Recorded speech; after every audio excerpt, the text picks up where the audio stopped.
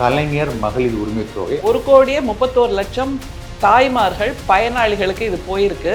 6,000 சொச்சம் கோடிகள் தமிழ்நாட்டின் பொருளாதாரம் நடந்திருக்கு. இது மாநில அரசுக்கு ஒரு நிதி சுமையாக இருக்காது. ஒரு முக்கியமான முடிவு எடுத்திருக்கிறேன். மாசம் 1000 ரூபாய் கொடுப்பாரு. அப்புறம் பீகார் ஒரு 10,000 ரூபாயை பெண்களுக்காக போட்டது அப்படின்னு சொன்னா அதுல பாதி பேர் ஆண்களாகவே இருந்திருக்காங்க. சேலத்துல நடந்த மாநாடுன்னு அதை எப்படி சொல்ல முடியும்? இப்படியாக ஒரு மரண மாநாட்டை மட்டுமே நடத்துவதை வழக்கமாக வைத்திருக்கக்கூடிய அந்த நடிகர் சேலத்தில் தமிழக வெற்றி கழக நிர்வாகிகள் சந்திப்பு கூட்டத்தில் உயிரிழந்த சுராஜ் உடலை வாங்க மறுத்து 5,000 போடுவாங்க, வாங்கிக்கிட்டு அவங்க காதுல விசில் ஊதுங்க அப்படிங்கிறாரு. First day first show ticket வாங்கி அவரை நாம் பணக்காரராக்கி இருக்கோம். உங்களால தான் நான் இவ்வளவு தூரம் வளர்ந்துருக்கேன், அதனால திருப்பி செய்ய போறேன்னு தானே சொல்றேன். திருப்பி செய்ய போறேன்னா உன்னோட சொந்த பணத்துல இருந்து செய்ப்பா. ஊழலும் கொள்ளையடிக்க எங்களுக்கு தெரியாதுன்னு வேற சொல்றாரு. அப்புறம் மிக சமீபத்தில் இந்த வரி ஏய்ப்புன்னு சொன்னாங்க, அதுவும் ஊழல் தான். நீங்க ஊழலுக்கு அப்பாற்பட்டவர்ங்கிறத நாங்க சொல்லணும். பிஜேபி இல்லாததை இருப்பதாக சொல்லும். அதுல இந்து முன்னணி, சந்து முன்னணி, பொந்து முன்னணின்னு எத்தனையோ வந்துடும். கலைஞர் மகளிர் உரிமை தொகை அடுத்த 3 மாதத்திற்கு 3,000 ரூபாயும், கோடைகால சிறப்பு நிதியான 2,000 ரூபாயும் சேர்த்து 5,000 ரூபாயாக தமிழக முதல்வர் வழங்கியிருக்காங்க. இது தேர்தல் பயம் காரணமாக தான் அப்படி அவசரமாக வழங்குறாங்க அப்படின்னு சொல்லிட்டு எதிர்க்கட்சிகள் பலமான குற்றச்சாட்டு இருக்கிறாங்க. இது உங்களுடைய முதல் பார்வை? நம்முடைய தமிழ்நாட்டு பெண்களோட புன்னகையின் நீளம் அதிகமாக இருக்கு, சந்தோஷத்தின் அடர்த்தி அதிகமாக இருக்கு, அவர்களுடைய நிம்மதியின் ஆழம் அதிகமாக இருக்குங்கிறத தாங்கி கொள்ள முடியாத எதிர்க்கட்சிகள் தான் இந்த மாதிரி புலம்பிட்டு இருக்காங்க. இல்லை இது கொடுக்கறது தப்பு அப்படி இப்படின்றலாம். அது மாதிரி எதுவுமே இல்லை. குறிப்பாக காலையில் பல வீடுகளில் வாசலில் 5,000 ரூபாய் உரிமை தொகை கொடுத்த முதல்வர் வாழ்கன்னு கோலமே போட்டிருக்காங்க. அந்த அளவுக்கு பெண்கள், தாய்மார்கள், சகோதரிகள் கொண்டாடுகின்ற ஒரு நிகழ்வை நம்முடைய முதல்வர் எளிமையாக அப்படி போகிற போக்கலன்னு சொல்லுவோம்ல, அந்த மாதிரி ஆர்ப்பாட்டமே இல்லாமல் செய்து முடித்து விட்டுத்தான் மக்களுக்கே அதை தெரிவிக்கிறார்னா இந்த மாதிரியான ஒரு பெருந்தன்மை நாம் கொண்டாட வேண்டிய ஒரு விஷயம். அதை தவிர 1,31,00,000 தாய்மார்கள் பயனாளிகளுக்கு இது போயிருக்கு. 5,000 ரூபாய் போயிருக்கு அப்படின்னா கிட்டத்தட்ட 6,000 சொச்சம் கோடிகள் தமிழ்நாட்டின் பொருளாதாரம் நடந்திருக்கு. இது இந்தியாவிலேயே முதல் முறையாக ஒரே நாளில் பொதுமக்கள் கையில் 6,000 சொச்சம் கோடி போயிருக்குங்கிறது இந்தியாவிலேயே முதல் முறை. அப்படின்னா எப்படி பாராட்ட வேண்டிய ஒரு விஷயம். இது மாநில அரசுக்கு ஒரு நிதி சுமையாக இருக்காது.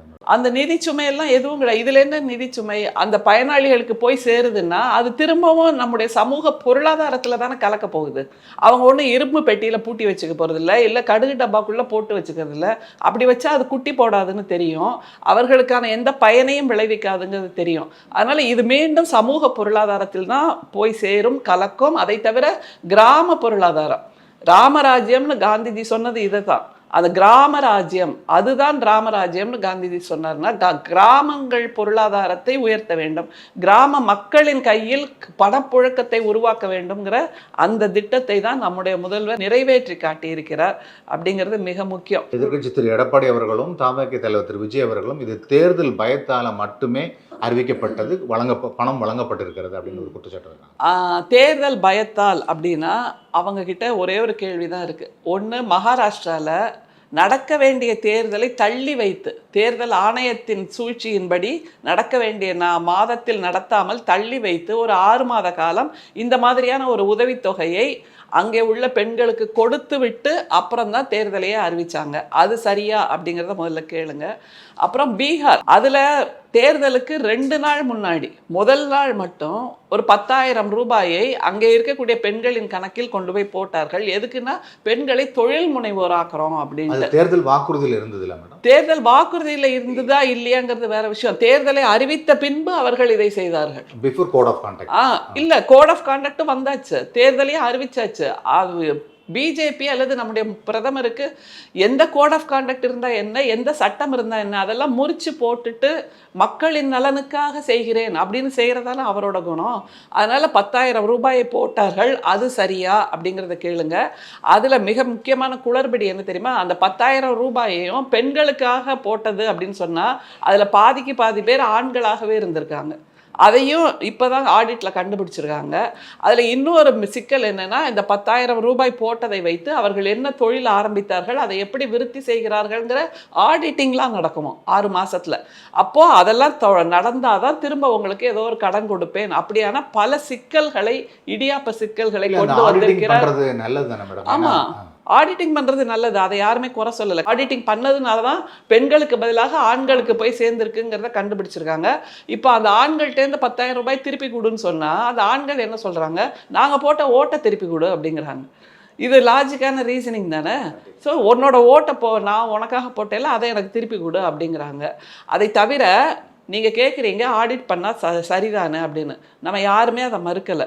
ஆனால் இந்த 10,000 ரூபாயை ரேண்டமாக பெண்கள் கணக்கில் போட்டாங்கல்ல, தொழில் முனைவோர் ஆக்கணும் அப்படின்ட்டு, அவங்கள பற்றி ஏதாவது ஸ்டடி பண்ணாங்களா?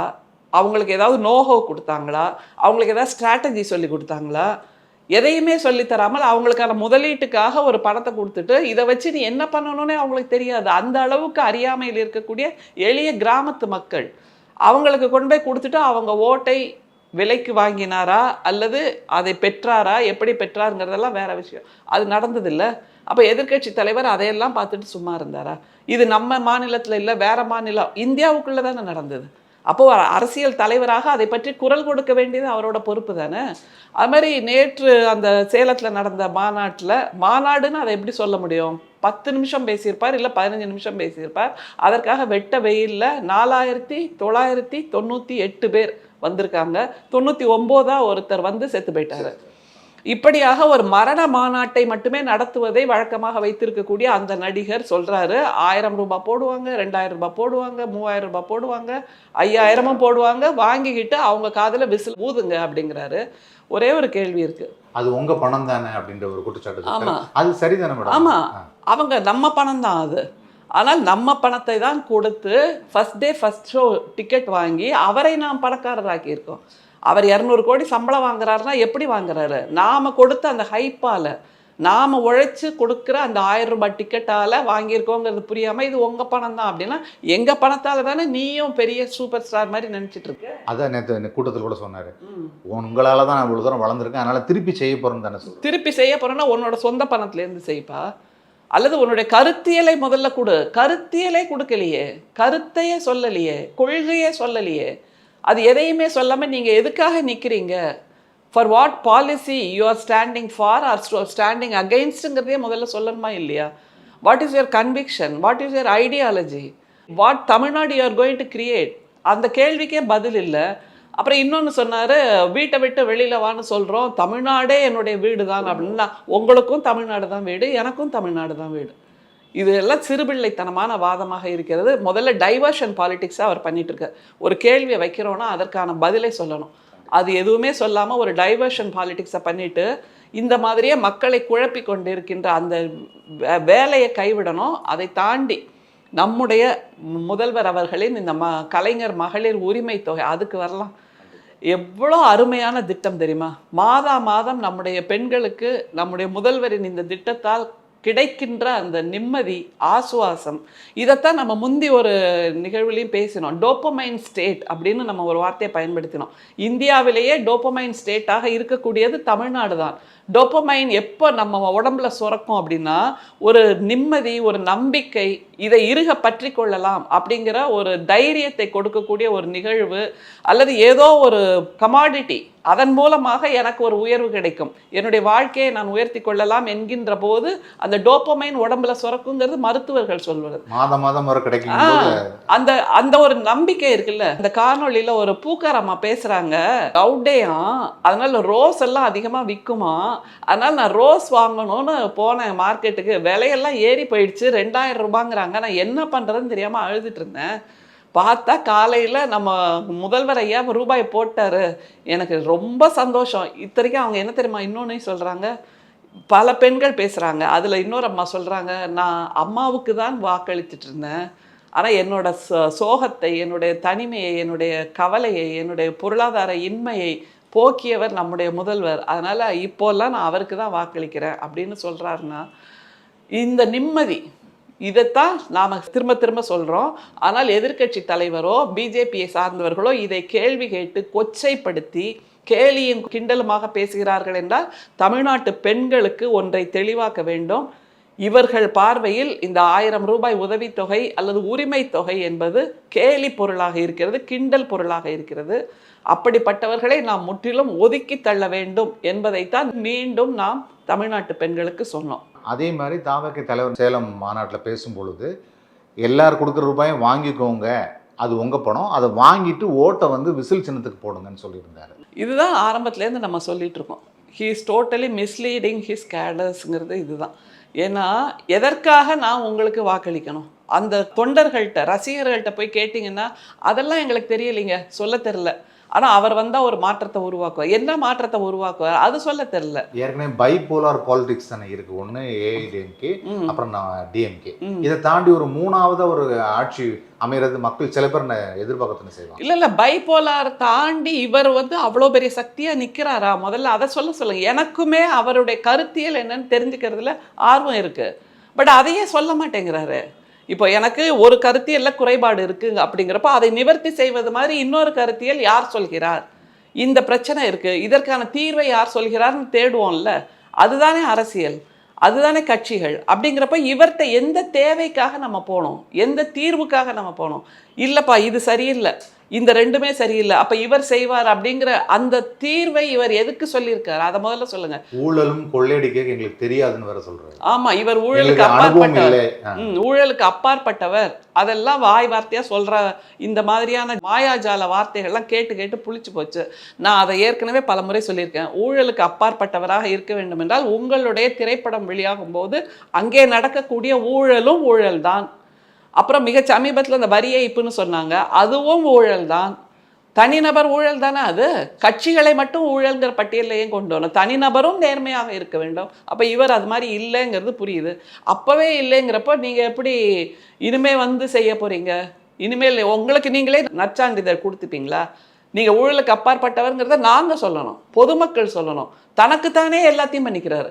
நான் தான் மிகச்சிறப்பானவன்னு தனக்கு தானே சர்டிஃபிகேட்டு, செல்ஃப் அட்டஸ்டேஷன் சொல்லுவோம்ல, அந்த மாதிரி செல்ஃப் அட்டஸ்டேஷன் எல்லாத்துக்கும் மக்கள் தான் அட்டஸ்டேஷன் கொடுக்கணுமே தவிர இவர் கொடுத்துக்க கூடாது. இவர் இன்னும் ப்ரூவே ஆகலை, எதுலேயுமே ப்ரூவ் ஆகலைங்கிறப்போ அதை எப்படி செல்ஃப் அட்டஸ்டேஷனாக தனக்குத்தானே நற்சான்றிதழ் கொடுத்துப்பாருங்கிறது ஒரு கேள்வி இருக்குது. அதை தாண்டி நேற்று இந்த நம்முடைய முதல்வரின் மாஸ்டர் ஸ்ட்ரோக் இருக்குல்ல, அது வந்து தேர்தலுக்கான அச்சத்தில் செய்தது அப்படிங்கிற அக்கறையில் செய்தது. அதை நீங்கள் அச்சம்னு சொல்லி கிண்டலும் கேலியும் செய்தீர்கள் என்றால், எள்ளல் செய்தீர்கள் என்றால் உங்களுடைய மனநிலை எப்படி இருக்கிறது அப்படி புரிஞ்சுக்கணும். மக்கள் எப்படி கீழ்த்தரமாக பார்க்கிறார்கள். மக்கள் என்ன அவ்வளவு விவரம் தெரியாதவர்களா? இது ஏன் வந்தது இந்த பிரச்சனை அப்படின்னா, பிஜேபி இல்லாததை இருப்பதாக சொல்லும், இருப்பதை இல்லாததாக ஆக்குங்கிறது நமக்கு தெரியும். திருப்பரங்குன்றத்தில் இல்லாத ஒன்றை இருக்கிறதாக ஒரு கேஸ் போட்டு அந்த விஷயத்தை பதிவு பண்ணி வச்சுருக்காங்க. அதில் இந்து முன்னணி, சந்து முன்னணி, பொந்து முன்னணின்னு எத்தனையோ வந்துடும். அது மாதிரி இங்கே அஸ்வினி உபாத்யாயன்ற அந்த பிஜேபியை சார்ந்த ஒரு வழக்கறிஞர் தான் ஒரு வழக்கு போட்டிருக்கார். பீகார் தேர்தல், மகாராஷ்டிரா தேர்தல் எல்லாம் முடிஞ்சதுக்கப்புறம் போட்ட வழக்கு. இப்போ பிஜேபி அல்லாத எதிர்க்கட்சிகள் ஆளுகின்ற மாநிலங்களில் வரப்போகுதில்ல தேர்தல், கேரளா, வெஸ்ட் பெங்கால், தமிழ்நாடு, இந்த காலகட்டத்தை ஒட்டி அவர் போட்டிருக்காரு. அதை தவிர அவர் என்ன தெரியுமா சொல்லியிருக்காரு? மிக முக்கியமாக இந்த வழக்கில் அவர் சொல்கிறது, இந்த மாதிரி இலவசங்களை கொடுக்கக்கூடிய கட்சிகளின் அங்கீகாரத்தை நீக்க வேண்டும், கட்சிகளின் அங்கீகாரத்தை பறிக்க வேண்டும் என்பதும் அவரோட ஒரு பிரேயராக இருக்குது. அது தவிர சன்னையும் மூனையும் தவிர, சூரியனையும் சந்திரனையும் தவிர எல்லாவற்றையும் இலவசமாக கொடுக்கிறார்கள்னு கொதிச்சு போயிட்டாரு. எனக்கு நிஜமாவே ரொம்ப சந்தோஷமாக இருந்தது. எவ்வளோ அக்கறையாக இருக்கார், எவ்வளோ தூரம் சமூகத்தின் மீது கவலை கொள்கின்றவராக இருக்கிறார், எவ்வளோ தூரம் இந்திய மக்கள் சுபிட்சமாக வாழ வேண்டும், நிம்மதியாக வாழ வேண்டும்ங்கிற அக்கறையோடு இருக்கார். இதெல்லாம் மனசில் ஓடுது. ஆனால் இவர் ஏன்பா இதுக்கு முன்னாடி எத்தனையோ வங்கிகளில் நம்முடைய அதானி அம்பானி வாங்கிய 60,000 கோடி, 70,000 கோடி, லட்சம் கோடி அந்த கடனை எல்லாம் தள்ளுபடி செஞ்சது பிஜேபி அரசு, மோடியின் அரசு. அப்பெல்லாம் இவர் வழக்கு போட காணோம். இல்லை, இந்த மாதிரி இலவசத்தை அள்ளி கொடுக்கின்ற அந்த அரசுகளை நாம் அங்கீகாரத்தை ரத்து செய்ய வேண்டும்னு அப்போ ஏன் போடலை? எளிய மக்கள், விளிம்பு நிலை மக்கள், அதைத்தான் நம்முடைய முதல்வர் திரும்ப திரும்ப சொல்வார். இது வந்து ஏசி ரூமில் உட்காந்துக்கிட்டு குளிர் காய்ந்துட்டு இருக்கவங்களுக்கானது இல்லை. ஒரு பிளாட்ஃபாரத்தில் போய் உட்காந்து வெயிலில் காய்கறி விற்கணும், பூ விற்கணும், அல்லது கடலுக்கு போய் மீனை வாங்கிட்டு வந்து விற்கணும், அல்லது உடல் உழைப்பை கொடுக்கின்ற அந்த வீட்டு வேலைக்கு போகணும், ஒரு நாள் உடம்பு வலிச்சு போக முடியலைன்னா சம்பளத்தை நிறுத்திடுவாங்கன்னு சொல்லக்கூடிய அந்த எளிய மக்களுக்காக கொடுக்கக்கூடிய ஒரு ஆசுவாசத்தை அஸ்வினி உபாத்யாயா போன்றவர்கள் கழுத்தை நெரித்து அங்கே இருக்கக்கூடிய நியாயத்தை இல்லாமல் ஆக்கி விடுவார்கள். அந்த அச்சம் இருக்கு, அதை வேணா நம்ம சொல்லலாம். அதை முன்கூட்டியே உணர்ந்து நம்முடைய முதல்வர் எடுத்த மாஸ்டர் ஸ்ட்ரோக்குன்னு தான் நம்ம சொல்றோம். ஏன்னா இந்த முறைதான் அவர்கள் தடுத்தாழ்கிறார். அது வரைக்கும் நம்ம மேல பாலை போட்டுட்டு நம்ம அதை எப்படி தடுக்கிறோன்னு பார்த்துட்டு இருப்பாங்க. கேஸ் போட்டு விட்டுருவாங்க. கேஸுக்கு நாம் திரும்ப ஒரு வழக்கு பதிவு செய்து அதை போராடி கொண்டிருக்கணும், சட்ட போராட்டம் நடத்தணும். ஆனால் இந்த முறை நம்முடைய முதல்வர் முந்திக்கொண்டார். ஒரே ஒரு கேள்விதான் அவங்கள்ட்ட இருக்கு, எதிர்பக்கத்துல இருந்து வர்றவங்கள்ட்ட எல்லாம், நீங்கள் இந்த மகளிர் உரிமை தொகைக்கு எதிரானவர்களாக இருக்கிறீர்கள்ங்கிறத மறுத்துருங்க பார்க்கலாம். அதற்கு எதிரானவர்கள் அப்படிங்கிறது எங்களுக்கு நல்லா தெரியும். தமிழ்நாட்டு பெண்கள் நிம்மதியாக இருக்கக்கூடாது என்று நினைப்பவர்கள், உங்களுடைய கையில் பொருளாதாரம் வரக்கூடாது, நீங்கள் எல்லா நேரமும் திருவோடு தான் ஏந்த வேண்டும் என்று நினைப்பவர்கள். அப்படி இல்லாமல் உங்கள் கையில் அமுத சுரபியை கொடுக்கின்ற ஒருவர் நம்முடைய முதல்வராக இருக்கின்றார். அதனால் தேர்தல் அச்சம்லாம் எதுவுமே கிடையாது. நேற்று இல்லை, முந்தா நேற்று இல்லை, ஒரு வாரம் முன்னாடியே தேர்தல் அனௌன்ஸ் பண்ணியிருந்தா கூட நம்முடைய முதல்வர் தான் தம்பிங் மெஜாரிட்டியில் 2.0க்கு வந்திருப்போங்கிறது எல்லாருக்குமே தெரியும். இதை எப்படி அந்த சிக்ஸரை எப்படி தடுக்கிறதுன்னு இவங்களுக்கு தெரியல. அவங்க போடுற எல்லா பாலையும் நம்முடைய முதல்வர் சிக்ஸராக அடிச்சிட்டு இருக்காருங்கிறதா இன்றைக்கு செய்தி.